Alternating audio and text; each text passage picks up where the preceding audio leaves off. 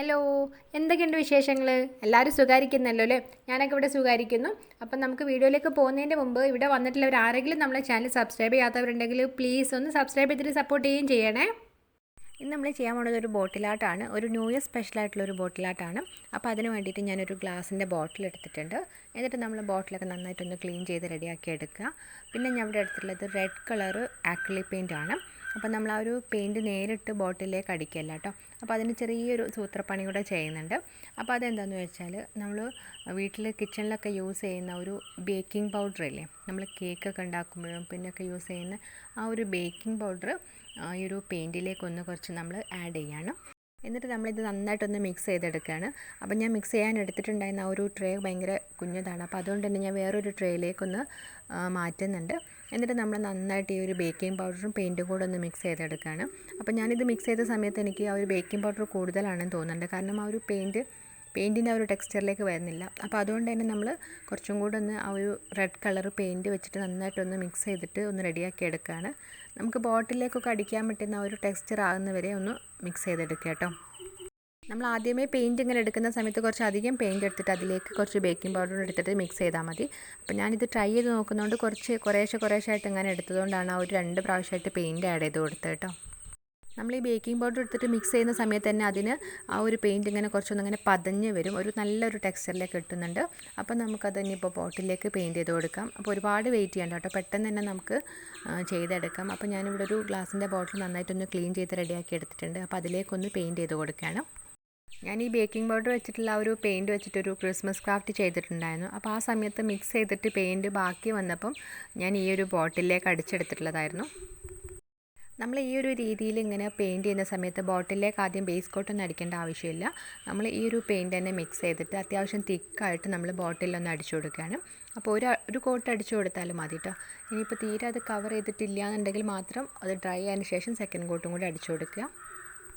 അങ്ങനെ ഞാനിപ്പോൾ ഫുള്ളായിട്ടൊന്ന് ഇങ്ങനെ പെയിൻറ്റ് ചെയ്ത് നന്നായിട്ടൊന്ന് ഡ്രൈ ആക്കി എടുത്തിട്ടുണ്ട്.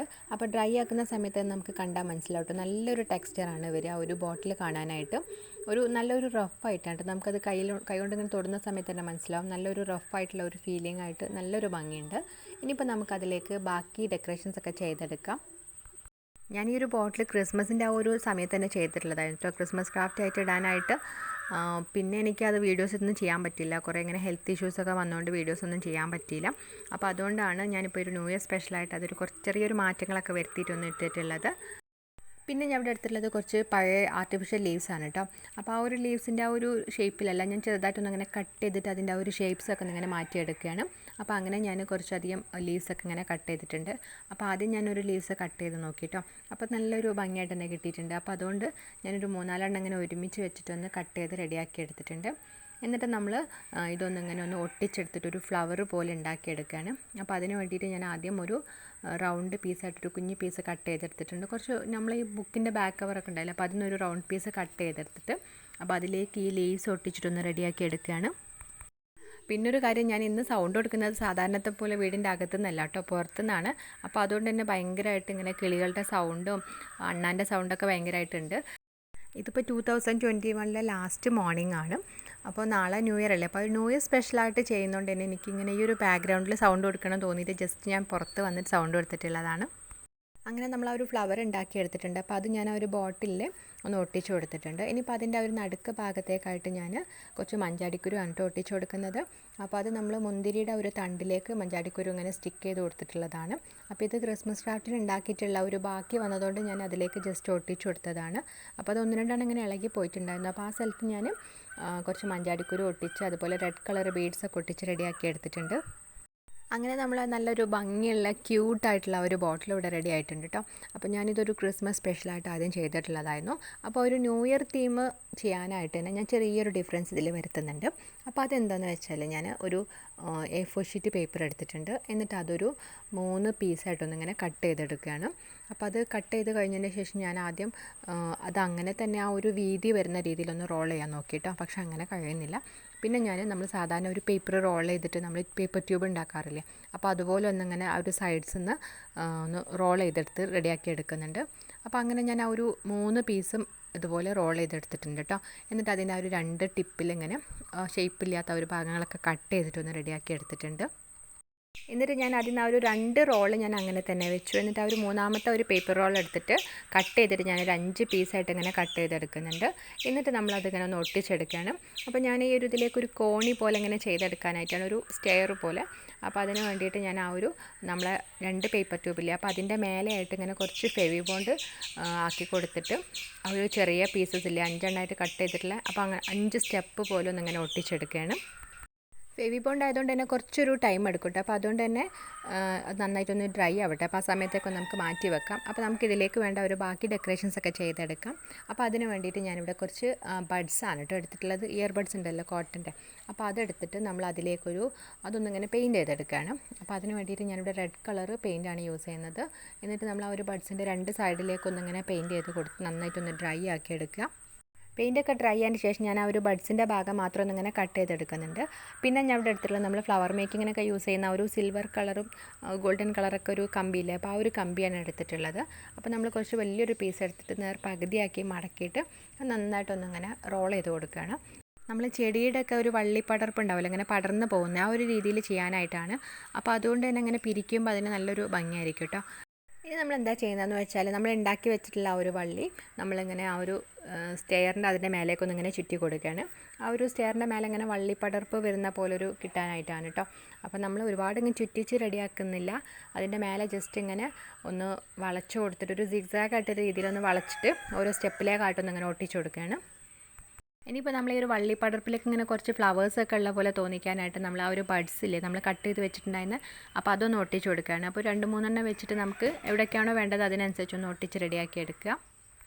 ഞാൻ ആ ഒരു കമ്പിക്ക് റെഡ് കളർ പെയിൻറ്റ് ചെറുതായിട്ടൊന്ന് ടച്ച് ചെയ്ത് കൊടുത്തിട്ടുണ്ടായിരുന്നു. പക്ഷേ ഇങ്ങനെ കാണുമ്പോൾ എനിക്ക് തോന്നുന്നു കുറച്ചുകൂടി ആ ഒരു ഗ്രീൻ കളർ പെയിൻറ്റ് ചെയ്യുന്നതായിരിക്കും കേട്ടോ കുറച്ചുകൂടി ഒരു ഭംഗി ഉണ്ടാവാം. ഇനിയിപ്പോൾ നമുക്ക് ആ ഒരു വള്ളിപ്പടർപ്പിലേക്ക് കുറച്ച് ലീവ്സും കൂടെ ഉണ്ടാക്കിയെടുക്കണം. അപ്പോൾ അതിന് വേണ്ടിയിട്ട് ഞാനിവിടെ മുന്തിരിയുടെ തണ്ടാണ് എടുത്തിട്ടുള്ളത്. നന്നായിട്ട് വാഷ് ചെയ്ത് ഡ്രൈ ആക്കി എടുത്തിട്ടുള്ളതാണ്. അപ്പോൾ അത് ഞാൻ ഗ്രീൻ കളർ വെച്ചിട്ടൊന്നിങ്ങനെ പെയിൻറ്റ് ചെയ്ത് കൊടുത്തു. അപ്പോൾ നമ്മൾ അതും കൂടെ ഒന്ന് സ്റ്റിക്ക് ചെയ്ത് കൊടുക്കുകയാണ് കേട്ടോ. അപ്പോൾ അതിന് പകരം കുഞ്ഞു കുഞ്ഞു ലീവ്സൊക്കെ ഉണ്ടെന്നുണ്ടെങ്കിൽ അതൊക്കെ ഒട്ടിച്ചു കൊടുത്താലും മതി. അപ്പോൾ നമ്മൾ ഈ ലീവ്സൊക്കെ ചെയ്യുന്നതിനേക്കാളും കുറച്ചുകൂടി ഭംഗി എനിക്ക് തോന്നുന്ന ആ ഒരു മുന്തിരിയുടെ തണ്ട് തന്നെയായിരിക്കും കേട്ടോ. ആ ഒരു ബഡ്സിൻ്റെ ഫ്ലവറിൻ്റെ കൂടെയൊക്കെ നല്ല മാച്ചായിട്ട് തന്നെ വരുന്നുണ്ട്. അപ്പോൾ ഇപ്പോൾ നന്നായിട്ട് ഡ്രൈ ആയിട്ടുണ്ട്. നമ്മൾ ആ ഒരു സ്റ്റെയർ നല്ലൊരു ക്യൂട്ടായിട്ട് തന്നെ വന്നിട്ടുണ്ട്. ഒരു റെഡും ഗ്രീനും വൈറ്റൊക്കെ ആയിട്ട് നല്ലൊരു ഭംഗിയായിട്ടുണ്ട്. അപ്പോൾ നിങ്ങൾക്ക് വേണമെന്നുണ്ടെങ്കിൽ ആ ഒരു വൈറ്റ് കളർ വേണമെങ്കിൽ ഒരു ബ്രൗണൊക്കെ പെയിൻറ്റ് ചെയ്ത് കൊടുക്കാം കേട്ടോ. നമ്മൾ ആ ഒരു സ്റ്റെയറിനൊക്കെ ഉള്ള പോലെ ഒരു വുഡൻ്റെ ഒരു എഫക്റ്റ് കിട്ടാനായിട്ട് വേണമെങ്കിൽ പെയിൻറ്റ് ചെയ്ത് കൊടുക്കാം. ഞാൻ പക്ഷേ ആ ഒരു ബ്രൗൺ ചെയ്യുന്ന സമയത്ത് നമുക്ക് ബോട്ടിലേക്ക് ഒരു ഭംഗി കിട്ടില്ല, അപ്പോൾ അതുകൊണ്ട് ചെയ്യുന്നില്ല. ഇനിയിപ്പോൾ നമ്മൾ ആ ഒരു സ്റ്റെയർ നമുക്ക് ബോട്ടിലേക്ക് നമുക്ക് എങ്ങനെ വേണമെങ്കിലും സ്റ്റിക്ക് ചെയ്ത് കൊടുക്കാം. നമുക്ക് സൈഡിൽ വേണമെങ്കിൽ ജസ്റ്റ് ഒന്ന് ഒട്ടിച്ചു കൊടുക്കാം. ഇനിയിപ്പോൾ അല്ലാതെ നമുക്ക് ഒട്ടിക്കാത്ത നമുക്ക് അതിലേക്ക് ആ ഒരു കയറി വരുന്ന രീതിയിൽ കിട്ടാനായിട്ട് ഒന്ന് ചെരിച്ചിട്ട് വേണമെങ്കിൽ വെച്ച് കൊടുക്കാം കേട്ടോ. അപ്പോൾ ഞാനിവിടെ ഇതിൻ്റെ ആ ഒരു ബോട്ടിലിൻ്റെ സൈഡിലായിട്ട് ജസ്റ്റ് ഒന്നിങ്ങനെ ഫെവിബോണ്ട് വെച്ചിട്ടൊന്നിങ്ങനെ ഒട്ടിച്ചു കൊടുക്കുന്നുണ്ട്. അപ്പോൾ അങ്ങനെ നമ്മളുടെ ഒരു ന്യൂ ഇയർ സ്പെഷ്യലായിട്ടുള്ള ഒരു കുഞ്ഞ് ബോട്ടിലായിട്ട് ഇവിടെ റെഡി ആയിട്ടുണ്ട്. ഒരു ന്യൂ ഇയറിൻ്റെ ആ ഒരു രീതിയിൽ നമ്മൾ 2021 2022 പോകുന്ന ആ ഒരു രീതിയിൽ കിട്ടാനായിട്ടാണ് ഞാനൊരു സ്റ്റെയറൊക്കെ ചെയ്തെടുത്തിട്ടുള്ളത്. അപ്പോൾ നിങ്ങൾക്ക് വേണമെന്നുണ്ടെങ്കിൽ ഒരു 2021 താഴെ ആ ഒരു സ്റ്റെപ്പിൽ എഴുതിയെടുക്കാം. 2022 വേണമെങ്കിൽ ഒരു പേപ്പറിൽ എഴുതിയിട്ട് അതിൻ്റെ മേലൊക്കെ സ്റ്റിക്ക് ചെയ്ത് കൊടുക്കുകയൊക്കെ ചെയ്യാം കേട്ടോ. ഞാൻ പക്ഷേ അങ്ങനെയൊന്നും ചെയ്യുന്നില്ല, ജസ്റ്റ് നിങ്ങൾക്ക് ഞാൻ ജസ്റ്റ് ഒരു ഐഡിയ പറഞ്ഞു തന്നുള്ളൂ. അപ്പോൾ അങ്ങനെ വേണമെങ്കിലൊക്കെ ചെയ്തിട്ട് റെഡിയാക്കി എടുക്കാം. അപ്പോൾ ഇങ്ങനെ നമ്മൾ ആ ഒരു ബോട്ടിൽ ഒരു പ്രത്യേക ടെക്സ്ചർ കൊടുത്തുകൊണ്ട് തന്നെ നമ്മളെ ബോട്ടിൽ നല്ലൊരു ഭംഗിയാണ്, ആ ഒരു ബേക്കിംഗ് പൗഡർ വെച്ച് ചെയ്തുകൊണ്ട് തന്നെ. അപ്പോൾ ഞാനിതാ ഈ ഒരു പെയിൻറ്റ് വെച്ചിട്ട് ഞാനൊരു ഗ്രീൻ കളറും പിന്നെ അതുപോലെ ഒരു റെഡ് കളറും ക്രിസ്മസിൻ്റെ ആ ഒരു തീമിൽ ചെയ്തിട്ടുള്ളതായിരുന്നു. ഈ ജാമിൻ്റെ അച്ചാറിൻ്റെ ഒക്കെ ഒരു ബോട്ടിൽ നല്ലൊരു ടെക്സ്ചറാണ് കേട്ടോ. നമുക്ക് ലൈറ്റൊക്കെ ഇടുന്ന സമയത്ത് നല്ലൊരു ഭംഗിയായിരിക്കും ആ ഒരു ബോട്ടിൽസ് കാണാനായിട്ട്. നമ്മൾ ഈ സ്റ്റെയർ ഉണ്ടാക്കിയെടുത്തിട്ട് നമ്മൾ ആ ഒരു ബോട്ടിലേക്കാണ് വെച്ചിട്ടുള്ളത്. അപ്പോൾ അതുപോലെ തന്നെ നമ്മൾ ആ ഒരു ബോട്ടിലും 2021 ചെയ്ത പോലെ തന്നെ 2020 നമുക്ക് ഒരുപാട് ചെയ്യാൻ പറ്റട്ടെ എന്നൊന്നും ഇങ്ങനെ ആഗ്രഹിക്കുകയാണ്. അപ്പം ഇന്നത്തെ ആ ഒരു ന്യൂ ഇയർ സ്പെഷ്യൽ ബോട്ടിലായിട്ട് നിങ്ങൾക്ക് എല്ലാവർക്കും ഇഷ്ടമായിട്ടുണ്ടോ എന്ന് വിചാരിക്കുന്നു. അപ്പോൾ അഭിപ്രായങ്ങളൊക്കെ ഒന്ന് എല്ലാവരും ഒന്ന് കമൻറ്റ് ചെയ്യണേ. അപ്പോൾ അതുപോലെ ഇവിടെ വന്നിട്ടുള്ളവരെല്ലാവർക്കും നല്ലൊരു പുതുവർഷം ആശംസിക്കുകയാണ്. സന്തോഷവും സമാധാനമൊക്കെ ഉള്ള നല്ലൊരു വർഷം ആശംസിക്കുകയാണ് കേട്ടോ. അപ്പോൾ ഇവിടെ വന്നിട്ടുള്ളവർ ആരെങ്കിലും നമ്മളെ ചാനൽ സബ്സ്ക്രൈബ് ചെയ്യാത്തവരുണ്ടെങ്കിൽ പ്ലീസ് ഒന്ന് സബ്സ്ക്രൈബ് ചെയ്തിട്ട് സപ്പോർട്ട് ചെയ്യുകയും ചെയ്യണേ. അപ്പോൾ അടുത്ത ദിവസം നമുക്ക് നല്ലൊരു വീഡിയോ ആയിട്ട് വരാം. അതുവരെ എല്ലാവരും ഹാപ്പി ആയിരിക്കുക, സേഫ് ആയിരിക്കുക. Wish you happy new year.